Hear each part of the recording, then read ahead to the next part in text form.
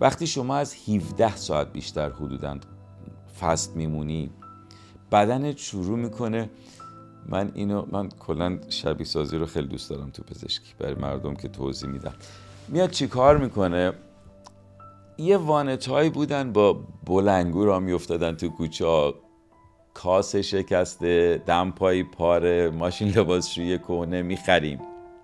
همین اتفاق تو بدن میفته.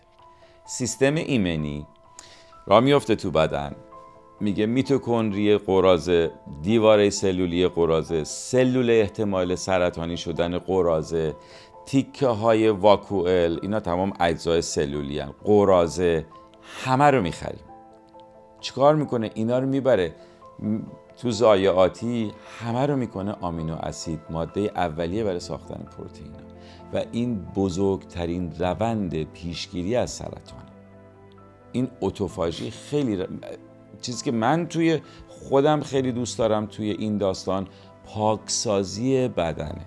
یعنی که حالا و یه چیزی داره که من هنوز نتونستم بهش برسم، امیدوارم بتونم این کارو، یه همت، یعنی باید کار نداشته باشم، یه همتی داشته باشم. تا 36 ساعت رو رفتم.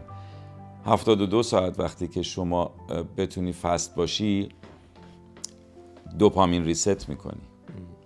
وقتی 17 ساعت به بالاست، تمام سلول‌های دیواره دستگاه گوارش، سلول‌های بنیادیش دوباره نوسازی میشه و اینا کاملا علمیه، نظر شخصی من نیست واقعا.